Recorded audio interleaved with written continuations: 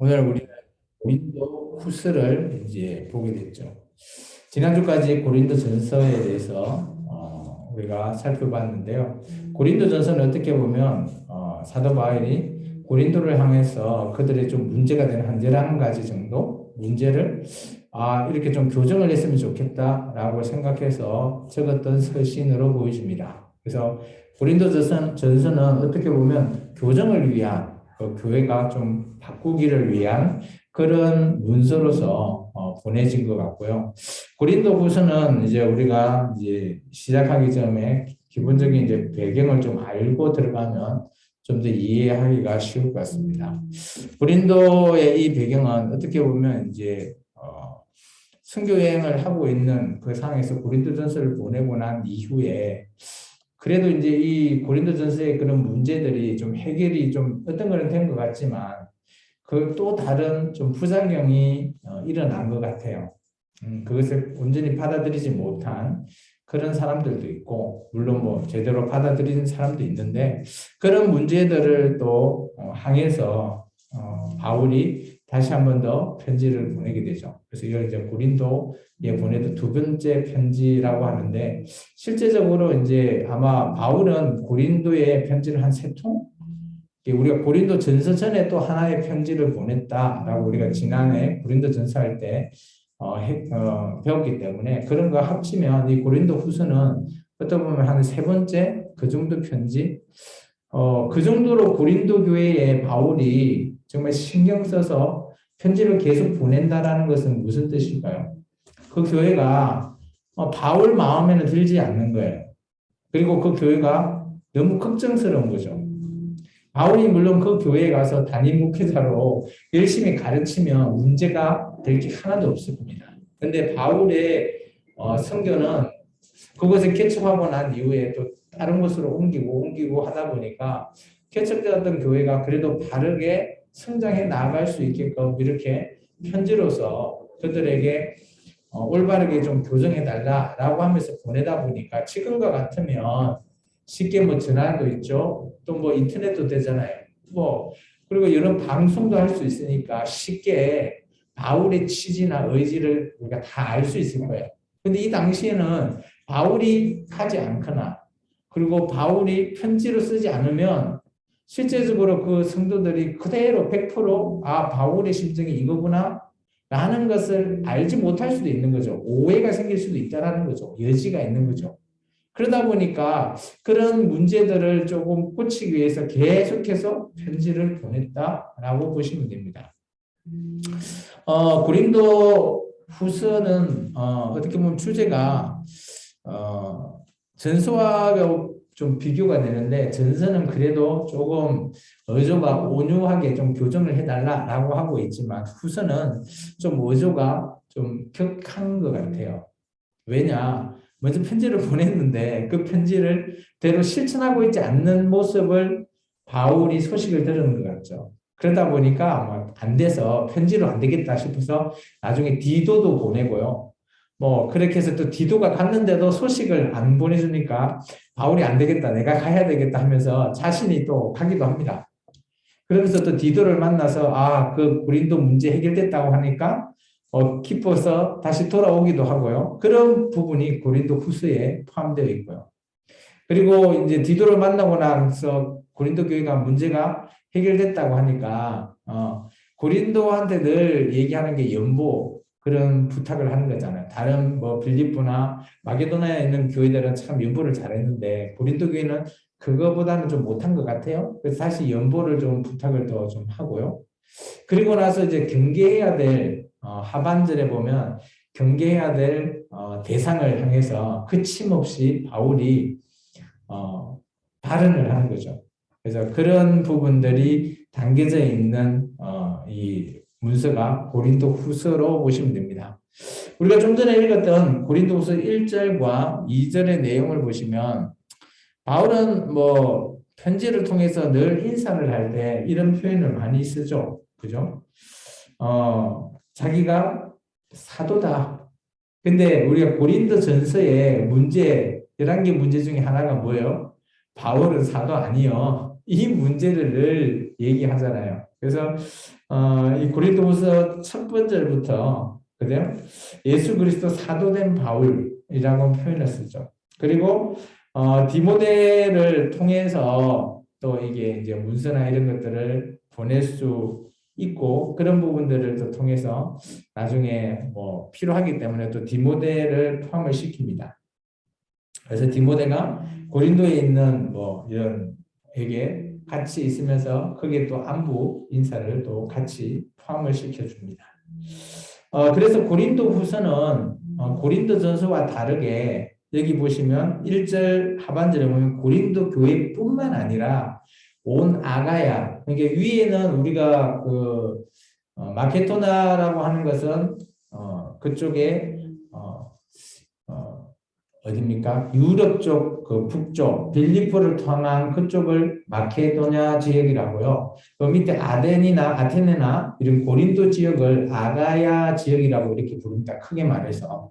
이게 우리식으로 따지면 이런 거죠. 전라도 안에 있는 뭐 어디 뭐 이렇게 뭐 전라도라고 하잖아요. 전라남북들을 통틀어서 전라도 뭐 이렇게 부르잖아요. 이게 여기도 고린도도 아가야 지역의 고린도 이렇게 지금 부르는 거거든요. 그래서 여기 1절에 하반절에 보면 온 아가야에 있는 성도에게도 이 편지를 함께 보냈다라는 거죠. 그렇다면 고린도 교회에도 이 편지가 읽혀졌을 거고요. 그리고 아가야 거기에 다른 지역에 있는 함께 개척됐던 교회도 아마 이 서신서를 돌아가면서 아마 보지 않았나라고 추정됩니다. 그래서 이 고린도 후서는 회람 서신이라는 그런 형식을 띠고 있습니다. 그래서 요즘 같으면 편지로서 이렇게 돌려보진 않겠죠. 근데 이 당시에는 편지 한 통을 보내면 그 지역에 있는 바울이 개척했던 인근 교회에게 돌아가면서 보게 하고요. 그리고 이 당시는 우리가 교회를 개척했다면 지금처럼 이런 교회일 수도 있지만 대부분이 가정교회라고 보시면 됩니다. 그래서 사람의 수는 많지 않지만 지역마다 요소마다 그런 교회들이 예수 그리스도 바울을 통해서 예수 그리스도를 믿기 시작하고 예배를 드렸던 그런 모임들을 교회라고 하기 때문에 그 당시는 가정교회가 이렇게 많이 있다라는 형태로 보여지면 된다는 거죠. 그렇게 우리가 생각하면 쉽게 이해가 되죠. 그래서 그 교회마다 이 고린도 후서를 돌아가면서 좀 읽게 하는 그런 회람서신 형식을 취하고 있는 것입니다. 그러고 나서 이제 우리가 3절부터 바울이 내가 이제 위로라고 하는 그런 단어를 사용합니다. 아마 고린도 교회에 큰 문제가 있었던 것 같기도 하고요. 바울도 자기가 고난을 당했고 나중에 우리가 읽어보면 자기가 죽을 만큼 어려운 일을 겪었다라고 얘기하고 있습니다. 그를 통해서 자기가 또 위로를 받았으니까 네가 지금 힘든 그런 상황, 고난 중에 환난 중에도 내가 너희를 위로하겠다라는 형태의 편지를 보냈다라고 보시면 돼요. 그게 이제 1장의 내용이거든요. 우리가 이제 3절부터 좀 길게 읽을 겁니다. 11절까지 읽는데 이 안에 우리가 고난, 환난이라는 단어와 위로라고 하는 단어를 우리가 좀 위로라는 단어가 많이 강조가 되거든요. 그래서 이 단어들이 나오는 것들을 조금 눈여겨보면서 같이 한번 읽어보도록 하겠습니다. 3절부터 11절까지입니다. 찬송하리로다. 그는 우리 주 예수 그리스도의 하나님이시요 자비의 아버지시요 모든 위로의 하나님이시며 우리의 모든 환난 중에서 우리를 위로하사 우리로 하여금 하나님께 받은 위로로서 모든 환난 중에 있는 자들을 능히 위로하게 하시는 이시로다. 그리스도의 고난이 우리에게 넘치는 것 같이 우리가 받은 위로로 그리스도로 말미암아 넘치는도다. 우리가 환난 당하는 것도 너희가 위로와 구원을 받게 하려는 것이요 우리가 위로를 받는 것도 너희가 위로를 받게 하려는 것이니 이 위로가 너희 속에 역사하여 우리가 받은 것 같은 고난을 너희도 견디게 하느니라. 너희를 위한 우리의 소망이 견고함은 너희가 고난에 참여하는 자가 된 것 같이 위로에도 그러할 줄 알미라. 형제들아 우리가 아시아에서 당한 환난을 너희가 모르기를 원하지 아니하노니 힘에 겹도록 심한 고난을 당하여 살 소망까지 끊어지고 우리는 우리 자신이 사형 선고를 받은 줄 알았으니 이는 우리로 자기를 의지하지 말고 오직 죽은 자를 다시 살리시는 하나님만 의지하게 하심이라. 그가 이같이 큰 사망에서 우리를 건지셨고 또 건지실 것이며 이후에도 건지시기를 그에게 바라노라. 너희도 우리를 위하여 간구함으로 도우라. 이는 우리가 많은 사람의 기도로 얻은 은사로 말미암아 많은 사람이 우리를 위하여 감사하게 하려 합니다. 아멘. 우리 8절부터 9절의 내용을 살펴보면 이 당시 이제 바울이 위치해 있는 곳은 에베소 지역인 것 같아요. 아시아에 있는 에베소. 그곳에서 아마 바울도 엄청 큰 위험이 닥쳤던 것 같아요. 8절, 9절 내용을 보면 8절 하반절에 보면 힘에 겹도록 심한 고난을 바울이 당했고요. 그리고 두 번째, 살 소망까지도 끊어졌대요.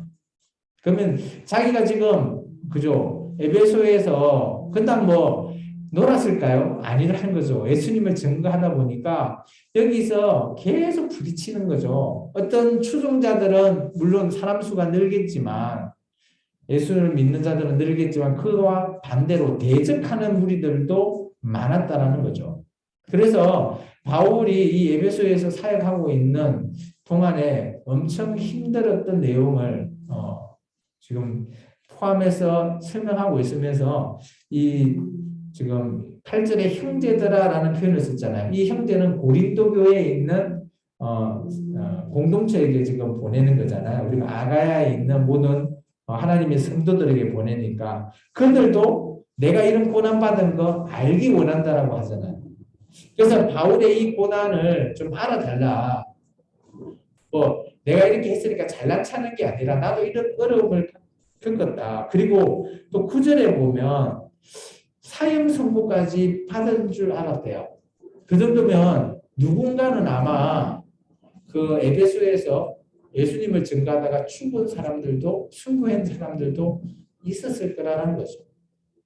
이게 예수님을 위해서 증거하다가 고난 당하는 것 그런 것들이 바울이 이렇게 겪었다라는 것을 고린도 교회의 많은 자들이 알기를 원한대요. 근데 이것을 왜 알기 원하냐? 우리가 앞에 3절로 다시 돌아가 보면 찬송하리로라 라는 서두로 시작을 합니다. 왜 찬송할까? 바울이 뭔가 하면 모든 고난이 끝나고 나니까 이게 뭐예요? 고난이 하나님께서 우리에게 준 위로였다라는 거예요.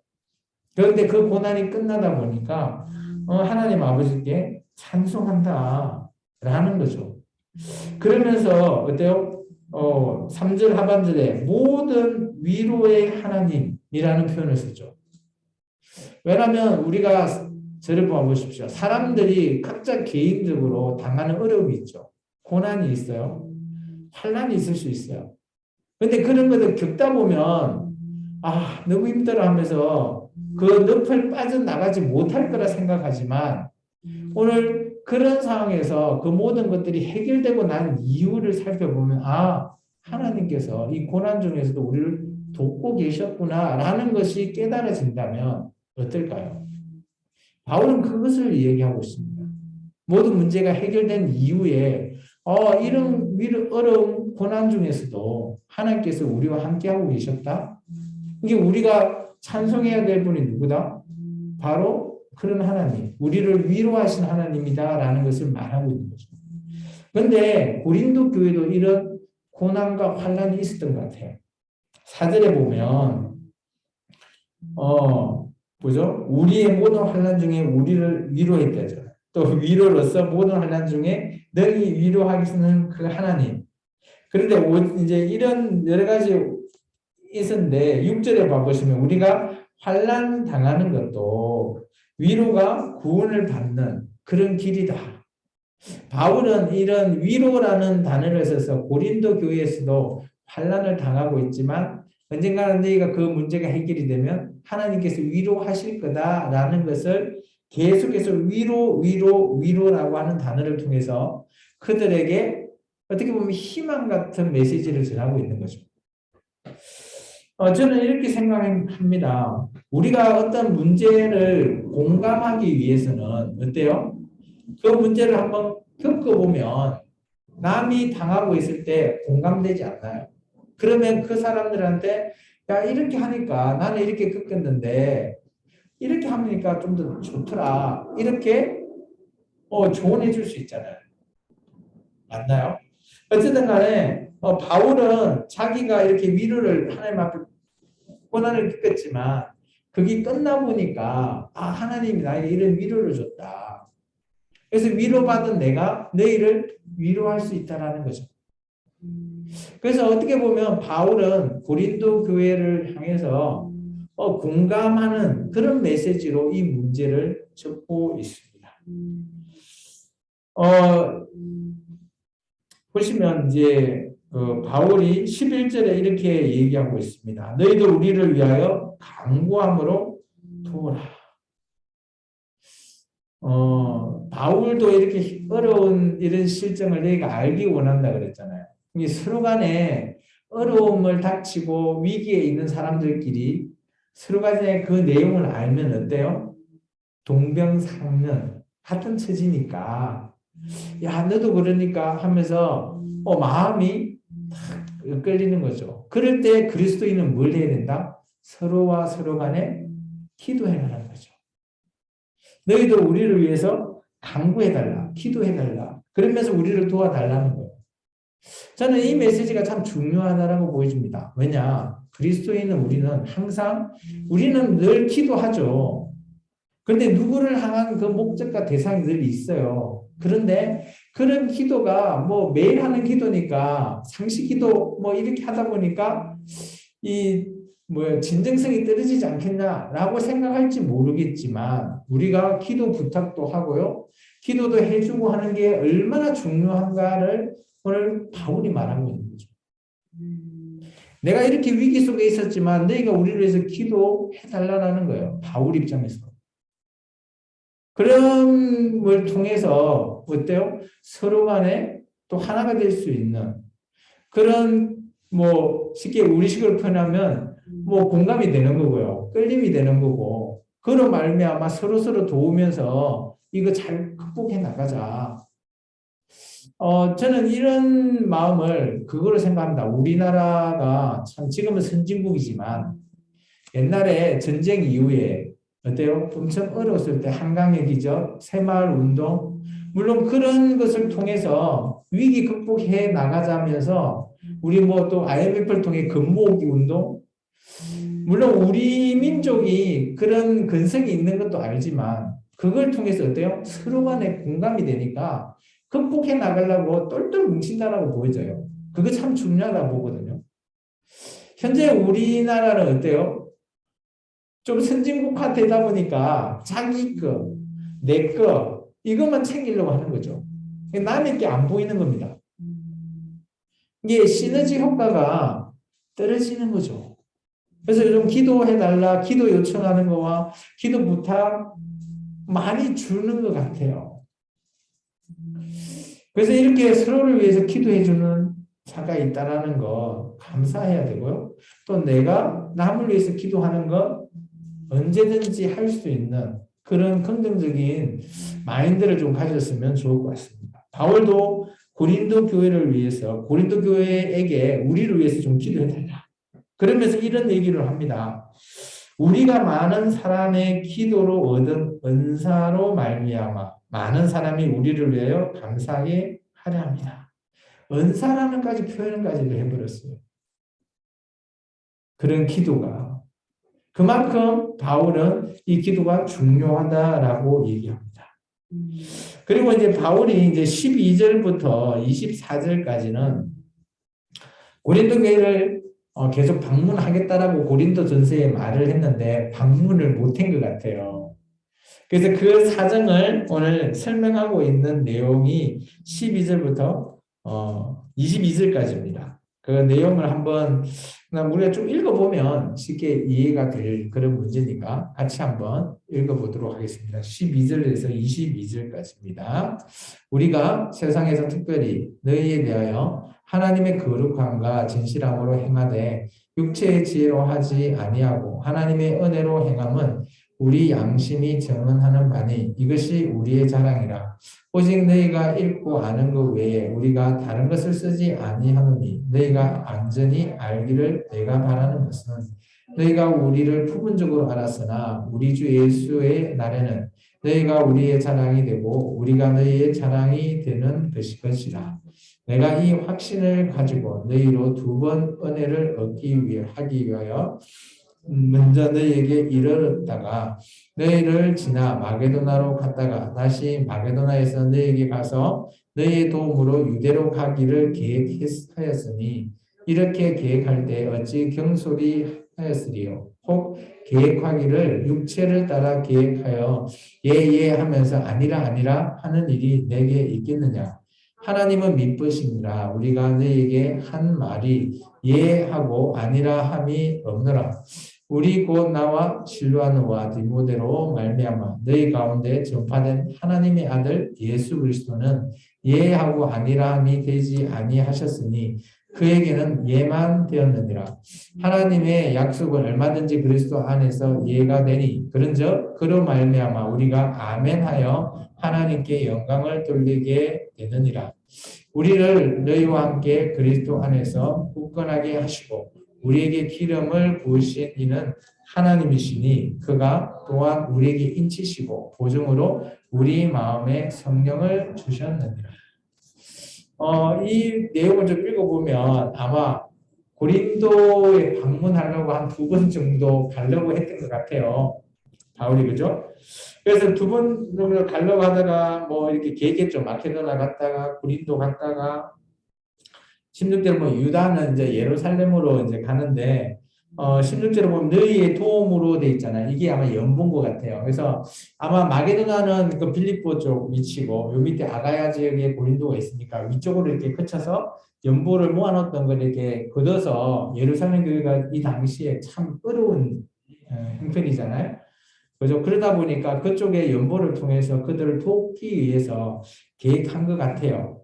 근데 이렇게 계획을 하는 것에 대해서 아마 누군가 싫은 소리를 한 것을 바울이 들었던 것 같아요. 제가 보기에.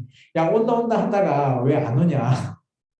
이게 예예했는데 아니라 아니라 뭐 이런 표현이 야, 저 사람은 그냥 뻥쟁이 아니냐. 뭐 그런 내용을 아마 바울이 그런 소식을 들었겠죠. 그러다 보니까 야, 예수님 안에 있는 우리가 계획은 하고 이 계획대로 물론 실천해야 되지만 근데 이 계획을 하다가도 뭐 우리가 연기되거나 지연될 수도 있다라는 것을 얘기하고 있는 거죠.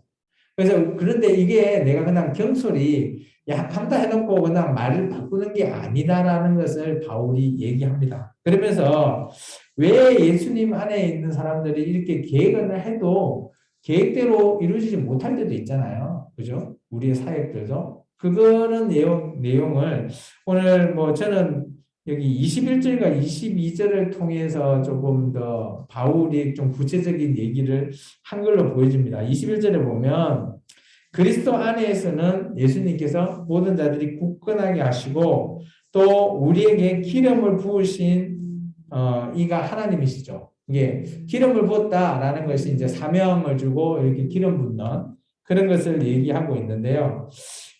그리고 이제 그런 우리에게 하나님께서 그죠? 인치셨다라는 겁니다.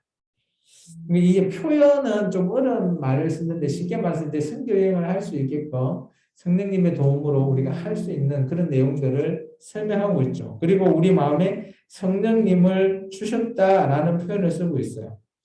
근데 이거로 말미암아 예수님 안에서 있는 사람이 왜 다 뭐 바뀔 수는 있겠지만 이게 그냥 경솔히 한 건 아니다라는 표현이 하나님께서 우리를 위해서 굳건히 하고 기름까지 주고 붙여주고 우리를 인쳐서서 우리를 성령님까지 우리에게 해서 그 계획을 실행하게끔 하지만 우리의 그냥 육적인 생각으로는 당연히 가야 되지만 가지 못하는 그런 연기적인 그런 상황이 발생할 수 있다는 거죠. 근데 그것은 우리의 눈으로 보는 게 아니라 하나님의 시각으로 보면 그게 하나님의 계획일 수 있다라는 것을 말하고 있는 거예요. 어떻게 보면 변명 같은 변명을 바울이 얘기하죠. 그래서 저는 물론 이게 변명이라고 얘기할 수도 있겠지만 저는 여기 중요한 그런 힌트가 있다고 봅니다.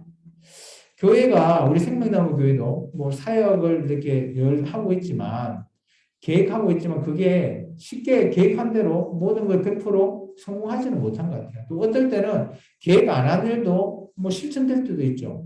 그런 내용을 우리가 참 곰곰이 살펴보면 그런 전체적인 내용은 아마 하나님께서 계획하고 계신다라고 보이지는 거죠.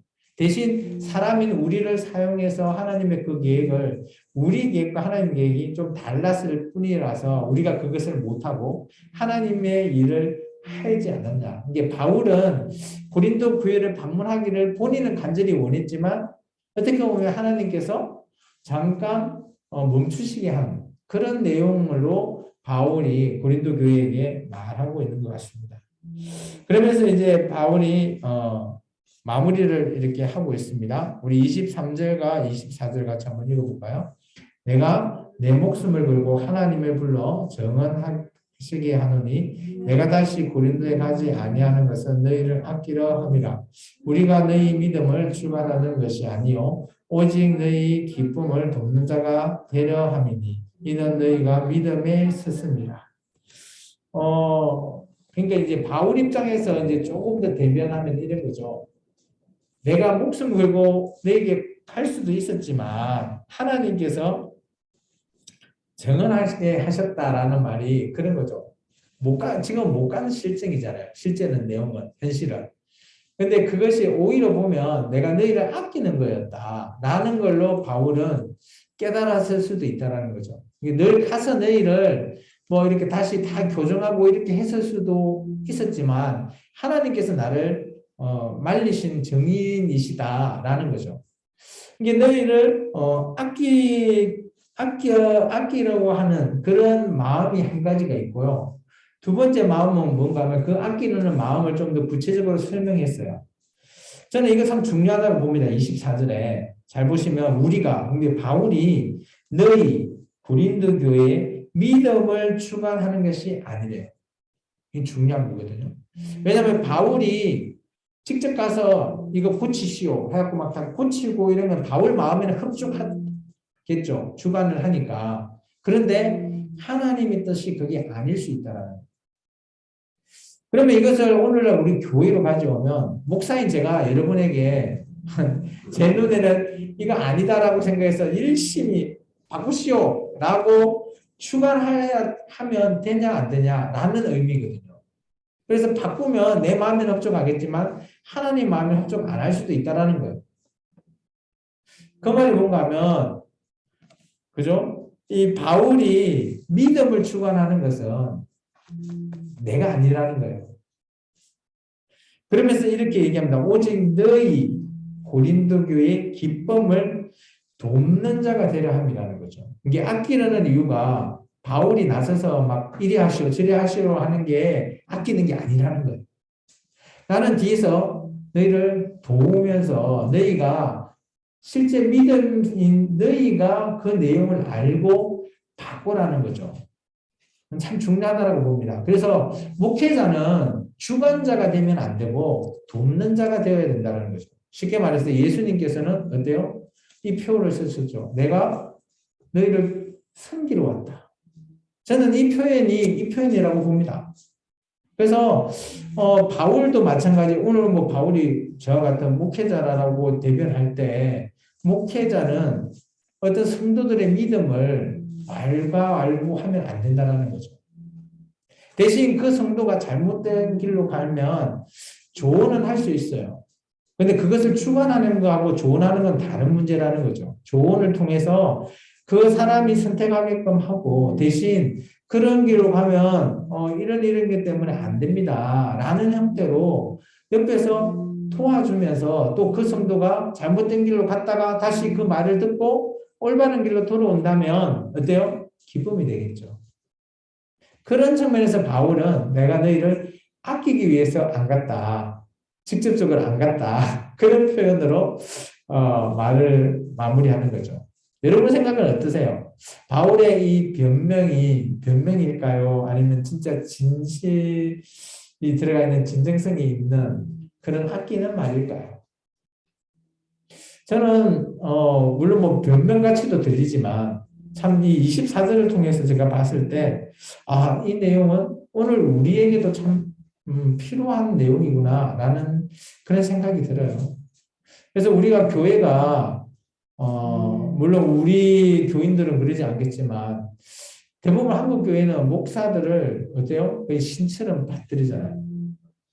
그런 풍조는 물론 뭐 섬긴다라는 측면에서는 좋은데 지금은 너무 오버해 있지 않나라고 보여집니다.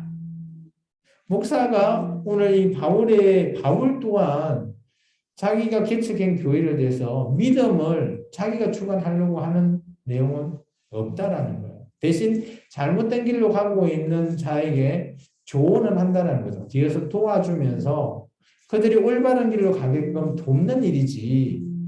이렇게 해라 저렇게 해라 하면서 그것을 구체적으로 하는 것은 아니다라는 것을 바울이 말하고 있는 거죠.